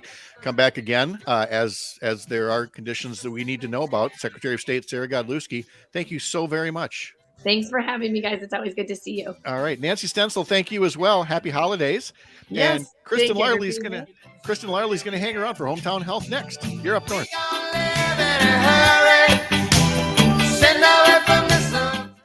And there we go. All right. Oh, there she goes already. Nancy, thank you so much. Yes, thank you. I really appreciate it. Happy holidays to you. And you too. And Kristen, also, it's so good to chat with you. Oh, it was great to chat with you. Please reach out. Let's connect and just make sure that we've got candidates who feel supported and excited, because fall of 2024, sister, is going to be a really special election. Yes, everything above Highway 10, or above Highway 29, we need to do something here. Okay. Yes, ma'am. All right. All right. Take care, Nancy. Take care. Yep. Bye-bye. And there is still an echo someplace there. Really? Is it me? Hello. Now it's gone. I think Nancy may have been listening before coming on the show as well, because it appears to be gone now. No, it's still around. It was here before Nancy, so I don't know what's causing it. I don't have anything playing. I've turned off everything. My phone's on DND. Do you have a smart speaker in the background? No. Yeah, but it's not on. Okay. Pat, do you have a smart speaker in the background that could I have do been not. activated? There's nothing smart here. No. That's, Do you want me to log out and log back in? no. You're Hi, Millie. The I think you're important part is muted. it's not getting picked up on the app or over the air, it sounds like. So I don't think the echo is a problem for anybody else other than us right here. So Okay. I can't hear it. okay. Usually that means you're the source. Millie. See, there. Let's see, Millie. We're not hearing you yet, so you might have to. Down at the bottom there, it says settings, and then there's one for audio, and then under microphone, it might have a different mic selected than what you're used to. You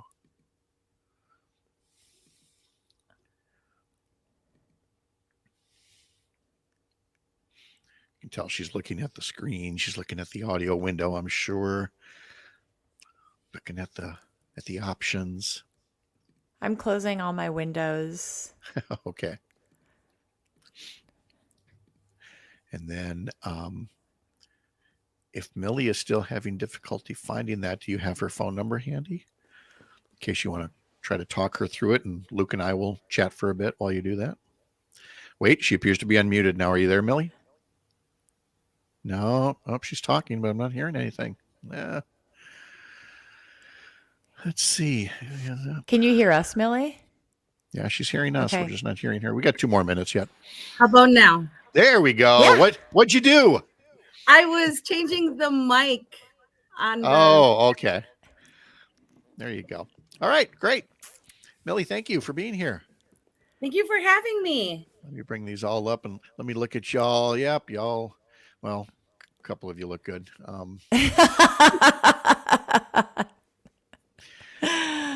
Come on, we all look really good. Poor Luke. You're looking so festive, Kristen.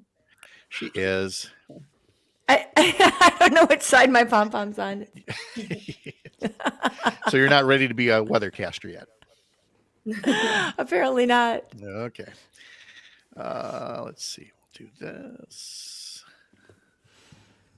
Did y'all see that I saw Melissa Agard had posted on her Facebook page that there is a bipartisan bill. Do you know a little bit about that? Do you want to talk a little bit about it? Yes. I don't know if I have too much information about the bill.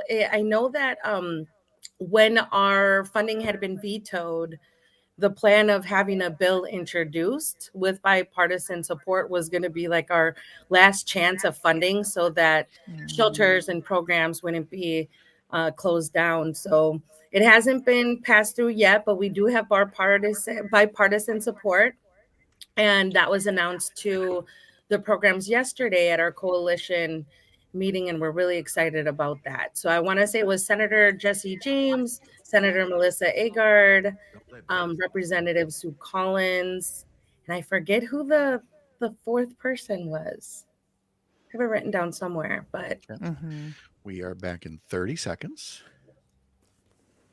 And I'm still trying to figure out what I'm. It's so faint in the background, and I cannot figure out the source. I know it's making Luke crazy too. It's like you can just hear a trace of something, but it's like when you have a neighbor who's just the TV is just loud enough, but I'm like, if you're going to do that, let me at least listen to the program, you know? All right, here we go.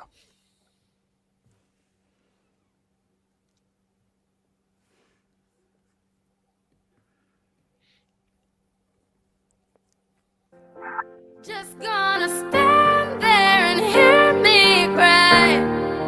Well, that's alright because I love the way you lie. All right, we've been doing a lot of holiday tunes, but this subject is something related to the holiday season, but unfortunately isn't nearly as festive as everything else because there's some real concerns about domestic violence and the holiday season, Kristen, which is what's motivating this week's edition of Hometown Health. I had the joy of spending last weekend with some really incredible, powerful, wonderful people.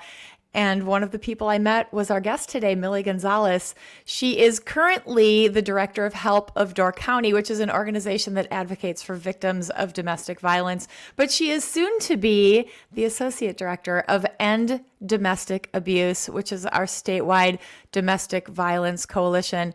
And we're here today to talk about domestic violence, which is really prevalent in our community and how it tends to escalate over the holidays.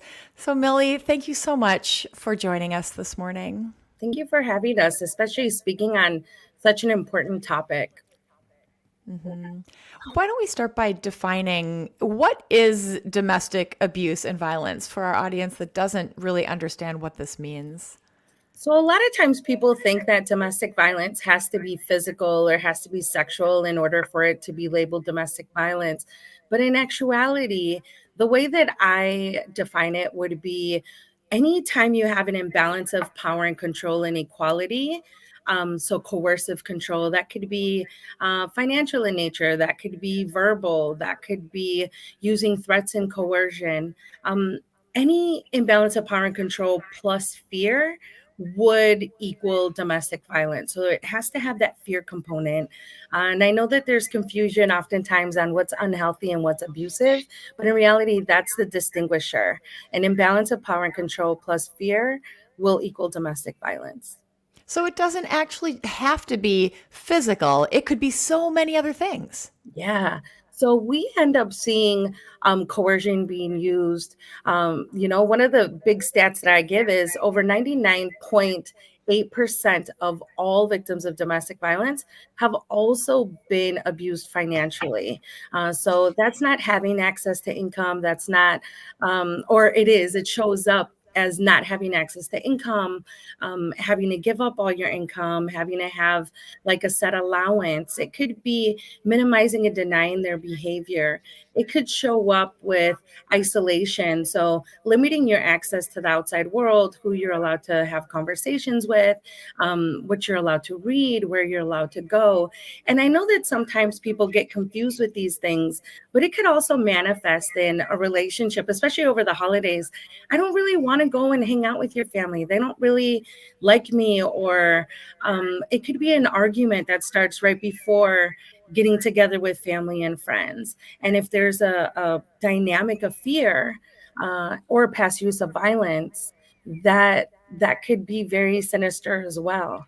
And the repercussions that happen, using your children to harass, whether you're still within that romantic relationship or that familial relationship or not, threatening to commit suicide, threatening to hurt a pet, hurting pets, destroying things, throwing things, using your privilege, and just, it could be in both ways, right? So a woman could be abusive to a man and then say, go ahead and call the police. Are they going to believe you if I'm the one that's going to say otherwise? But it could also manifest in the other way. Like if you're in a LGBTQ relationship, using your privilege, if you don't necessarily identify as trans, but when you call law enforcement and saying like, this really isn't what that partner is saying. So it manifests in so many sneaky ways. And it's just understanding what is healthy so that we don't engage in that unhealthy behavior. I think it's important to be aware of that line, especially at the holidays, and especially with extended family. And I'm by no means trying to sound anti-family here, but there's a lot of dynamic sometimes when it's just the couple or just the nuclear family that changes when you're in that extended family. Sometimes you take on traits that you have rather outgrown, and your partner looks at you and like, what is happening to you? What are you going back to? And or just there's that one relative on the other side, of that picks a fight or whatever the case may be. Tension is normal. But there's that line where it's like, okay, this is no longer just joshing. This is no longer just one relative that I don't like to be around. This has crossed some kind of a line, and it's important to say, it's not just me. I'm not just imagining things. There really has been some kind of a violation here. Yeah, I think especially that feeling of walking on eggshells, not being able to express myself or to be who I am, and feeling like I'm constantly walking on eggshells, that's a huge red flags. So violence typically happens in a cycle, and it doesn't always happen in a cycle of violence, right? But typically in the beginning, you see like a really healthy period, that honeymoon period where everybody's really excited to be in that relationship. And I'm sure a lot of people can relate to that first date feeling. I'm wearing my makeup, I'm wearing my Spanx, I'm just showing up in my best self, right? Right. And then this calm period enters a relationship where things are normal and life is happening and everything seems to be very calm. But typically, when that tension starts building up, or there is some sort of conflict, whether it's an argument, whether it's a disagreement, and you start feeling like you're not safe to express who you are, you're not safe to say what you're thinking, you're not feeling safe within that relationship, that's a huge red flag. And understanding, is this coming out of fear, in that imbalance of power and control? Or is that just coming from our uncomfortability of having those difficult conversations, right? And then typically in a domestic violent relationship, a violent incident will happen after that tension building. So that violent incident, again, doesn't have to be physical, it doesn't have to be sexual. It could be being called outside of your name, right? And then minimizing and denying that behavior. So if it could be like, I didn't call you a witch, I said you were acting like a witch, right? When I asked my partner, when you called me a witch, that really hurt my feelings and I want to have discussion about it. Those tactics are what is domestic violence, that gaslighting, or just denying that, or even the name calling itself. And then another thing that we have to remember is there can be tactics that don't seem abusive, like just cutting that other person just out completely and ignoring them. And you have to be very aware of these different tactics. So I always say that if you're feeling unsafe in your home, or you're feeling like, oh my gosh, some of these tactics are present in our relationship, that you call your local domestic violence program, which you can look up on either on Domestic Abuse Wisconsin site or the National Network to End Domestic Violence, and connect with an advocate in your community, because they will be the best experts to get you connected with the resources within your community. And Pat has shared a couple of those URLs there on our screen, but the hotline.org as well as endabusewi.org both have resources. They can get you connected to the people, the things that you need to be able to find the resources to get out of these or to deal with these difficult situations. Absolutely. Millie, I want to just focus for a second on some of the other things that surround domestic abuse, because we know domestic abuse and violence don't exist in a vacuum. There are lots of other social factors that contribute to domestic violence. Tell us a little bit about what else you see in people's lives. Yeah. So one of the things that I always say is whatever happens in the home is going to be reflected in culture and society. And whatever is happening in culture and society is going to be reflective in that home, right? So understanding that violence doesn't happen in a vacuum. So when we're teaching about the roots of domestic violence, we're always talking about the roots of oppression, no matter how that may be. So that could be ableism, that could be adultism, that could be racism, that could be homophobia, that could be all sorts of these isms, these systems of oppression, right? Where we have an imbalance of power and control, and we have an imbalance of people being treated with equality and equity. Plus that fear component, right? So a lot of times I'll get pushback and people will say, Millie, why are you speaking on immigration issues? Or why are you speaking about the importance of everybody being treated with equality and respect, and not understanding what that has to do with domestic violence? But at the end of the day, it's in the core of what leads to violence. We will not be able to dismantle or get rid of sexual violence or domestic violence until we get rid of all oppression, period. Because anytime that somebody feels that they have the right or the entitlement to have power and control over another individual without being treated with respect, and there's that fear component, that's violence, right? So the analogy that I always give when I'm questioned on this is, let's say that There's flour in a cake, and then there's egg, there's salt, there's baking powder, all of these ingredients that we have that would make a system, right? And then we make this beautiful chocolate cake, we put the frosting on it, and then someone says, Millie, just speak about domestic violence. I said, I would love to serve you this cake and say, please pull the eggs out. It's impossible, right? And that's society, and that is culture. We don't live in these silos. All of these things are interconnected, and especially when it comes to oppression and looking at things in a smaller scale and a bigger scale. And when people are having a hard time understanding oppression just in the world, I mean, look at what's happening right now in Gaza. I always say, like, let's bring it back to something that we're really familiar with, and that could be in the home. And then let's look at these micro issues and these imbalances of power and control, and then show that in a more macro level in the world or in culture and society. Let's there's one comment that came in on Facebook. Mary posted, growing up with an abuser leaves lifelong effects.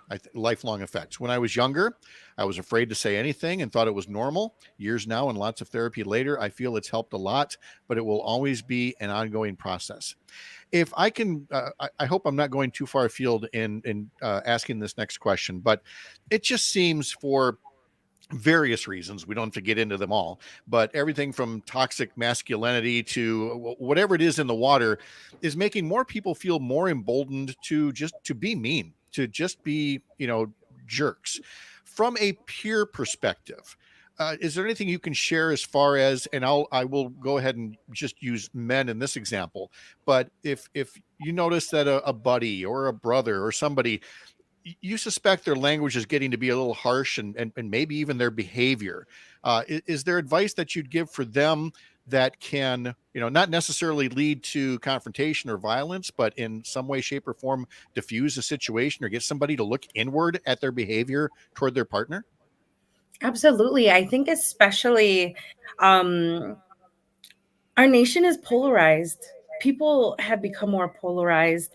And I think the most important thing is to engage in these conversations while establishing appropriate boundaries.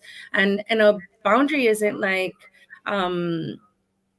if you keep violating or if you keep disrespecting me, I am going to not talk to you, right? Like, the boundary would be, if you keep disrespecting me, I'm going to end this conversation and we're not going to speak until we're ready to speak with each other with respect, and then follow through on that boundary. So I think the most important thing is to note that we're not having these uncomfortable conversations. We're not establishing boundaries. This emotional intelligence that folks assume are being taught at home, or these skill sets are being taught at schools, in reality, they're not. And understanding, just like when I talk about domestic violence not being in a vacuum, we have to look around us. What are we seeing in the media? What are we seeing portrayed in television? What are we seeing our neighbors behave like? Are we calling out that sort of behavior in a loving way, right? And saying, I don't really like the way that you spoke to our cousin at Thanksgiving dinner. Can we please have a conversation about that? Or have you recognized the way that you're holding privilege, or you are holding power and control in this moment? And are you seeing the effects that it's having within our family? And I think that these uncomfortable conversations can be had, but we have to be willing to have them. And if you'd like more information, you can go to thehotline.org or endabusewi.org. Millie, thank you so much. Millie Gonzalez, it's appreciated greatly. We wish you all the best. Have a great holiday season. Thank you. All right. So and grateful to you, Millie. Kristen and Luke will join us again right after this. You're Up North.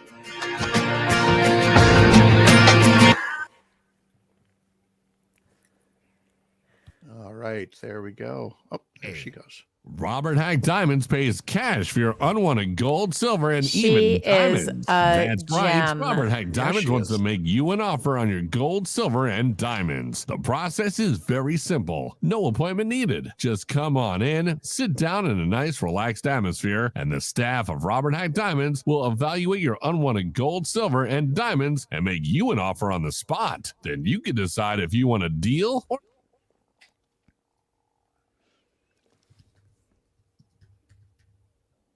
I have something I want to share. Okay.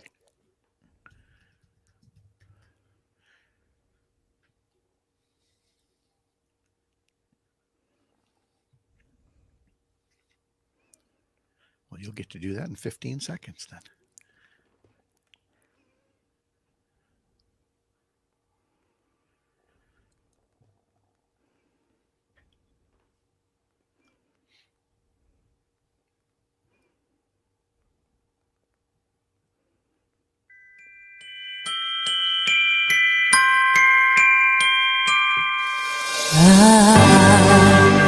Don't want a lot for Christmas. All right. All my favorite divas are here. Mariah, Kristen, Luke. Woohoo! Ready to wrap up the year. And for the purposes of our last live show, we'll just skip right past Christmas and Hanukkah, and we'll head toward New Year's Eve. Luke, New Year's Eve, is it a big deal with you? Do you do much for celebrating? Is it always a work day?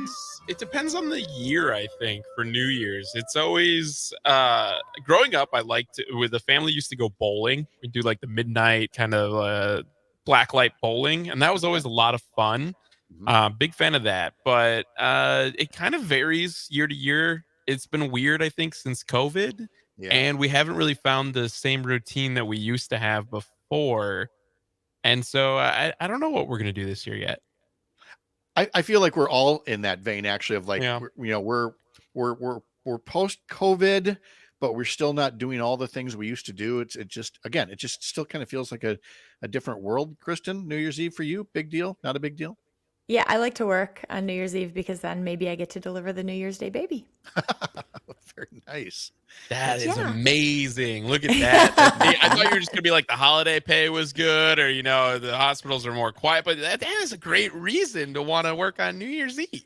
Yeah, you guys drink your champagne. I'm gonna have a baby over here with these folks.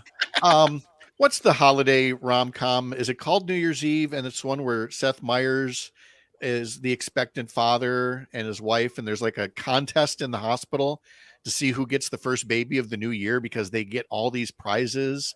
And the Seth Meyers character and his wife, they actually do have the first baby, but they see the other couple is so much more in need, and so they lie about what time their baby came at. And it was just, and again, part of it's being married to an OBGYN, but it was such a cool moment, for that first baby of the new year, because you get all this attention, and in some cases you get like big prizes just for when you decide to go, here I am, That's not quite how it goes, but are you sure? A very, very oversimplification. I don't know. That process is, I've heard Sherry dictate some of her cases, and she quite often just goes, and the voice to text command doesn't always pick up on it. I have definitely helped to expedite or slow down births around the time of New Year's and pitted my patients against each other about racing to either get it done or to get the tax break. That's always the thing. Like, do you want the baby before so you get the tax break, or do you want the joy of having the New Year's baby? Yes, that is the very important thing, is that you could be born at 11:58, but then the parents, you get the tax break for the whole year for that kid. So it is kind of a win-win. Although I'm not quite sure I understood you perfectly. It almost sounds like you were setting up patients to race one another, like it's your own personal soapbox derby. Like, I'm gonna give so much Pitocin to room 3. Meanwhile, I can do that. Curtain 4, I'm gonna do this over here. If only I had the Kentucky Derby noise just ready to go, that would have been just terrific. Hey, can I give a shout out to my classmates? Sure. We got together last night. Like some high school classes get together for their reunions. My class, the class of 87, Kaukauna High School, gets together every year to do a holiday fundraiser. So we met at the pub on the south side of Kaukauna. My classmates came out of the woodwork to donate food and supplies to the Loaves and Fishes shelter, to one of the veterans groups in Appleton, and to the community coat closet in Menasha. Thousands of dollars. We raised $4,000 last year. I haven't seen the final tally for this year, but it was such a joy. And I want to give a shout out to Pam and Mary and Sharon, who do this incredibly beautiful, generous thing every year. way to go. And the what for Kakana, the fighting Kakas or whatever. We're the ghosts. Whatever. We're the galloping ghosts. Okay. All right. Can ghosts gallop? Is that a thing? It's a thing. It's a Red football Grange. thing. Red Grange from way back in the day. No. Okay. Never mind. But Kakana also has this horse that trots out onto the field and hands the person on the horse is a ghost, and they hand the official the football. It's a tradition. See them? How can everybody see them if they're a ghost? Well, sometimes ghosts want to be seen. Casper and Ghostbusters, the Stay Puft Marshmallow Man, for example. Wait, do you actually bring a live horse out onto the football field before these games? Okay, it's not a person in a horse costume, because you've been a mascot for things. So I didn't know, maybe you were actually That's different. Okay. If you'd have told me that you were also a horse mascot, I'd really start to wonder if you were one of these, fur babies or whatever they call them. At that point, it becomes a problem. Yes, it does. But don't they worry then about horse apples on the field interfering with the game? Shall we say? They don't. The horse doesn't actually live on the field. It just goes out there, hands off the ball, and then leaves. Okay. All right. Interesting traditions here. So Gotta be a very well regimented feeding time, so that horse doesn't have to take care of its business. Then I don't think we need to get into the digestive system of a horse and when How to did feed we it get and everything. here? Roger, our regular contributor on Facebook, types in Merry here. Christmas, Roger. Happy New Year to everyone at Up North News. See you next year. That's awfully nice. And hooray, Mary, 87, 80, 80, 80, 80, 87. You know it, sister. Mm-hmm. Luke, I don't know that I've asked if you have a big Christmas holiday plan. I have right now the horror that Santa Claus is coming to town, because I'm redoing the basement in hopes to host next weekend, and the floor has been a little bit of a nightmare over the last couple. So it's kind you were going to do finger quotes on nightmare, but you decided no, it just is a straight up nightmare. No, it was nightmare. There's also a timing cue. I didn't do both hands, but it's all good. This is Luke's real life Nightmare Before Christmas. Yes. Yeah, I've told Todd on his show that Santa Claus is coming to town now is not really bringing me holiday cheer. It's a threat that I need to get the basement done in time for Santa Claus to come to town. So, oh dear. How many people? The immediate family, really, only so about a dozen of us. Little ones though, crawling around means the floor needs to be nice. Yeah. And is the chimney in order? I mean, that's the most important part. That is clean and all good to go, but least of my concerns at this point. Mm-hmm. Good. Glad to hear. What about you, Pat?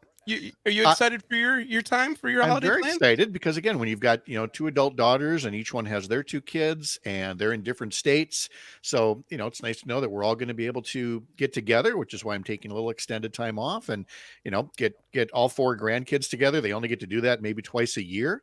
And so, yeah, I'm so looking forward to it. So that's it. 250 morning shows in the books. So thanks, you guys. I appreciate it very much. It's glad to be here for 250. I expect my game ball to be in the mail. Your game ball. Yeah, you and Giannis. Kristen, Merry Christmas to you. And I know you will be part of some of our special shows next week for the holidays. So yeah, it's going to be a blast. All right. You take care. And thanks to all of you for being with us up here on the lake. Again, for the next 2 weeks, a combination of pre-recorded fresh shows and a few best ofs. We hope to continue to join us here on the Civic Media Radio Network each weekday. And we'll be back live on Tuesday, January 2nd.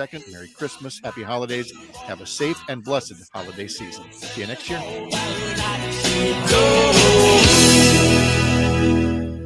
Woo! We did it. Are you on vacation now? Is it official? I probably have a couple of things to write up, but all the pre-recorded shows, I finished them late last night. And Luke, he's yelling at me that I was up late watching the Bucks game, and I think he sent me an email still later than I was in bed. Working, yeah. And I've sent the list of what shows, what best of shows to play, where there's not fresh ones. But I would really appreciate it. Oh, you know what? I should say goodbye to the Facebook listeners. Bye, you guys. See you next year. Bye, Facebook people.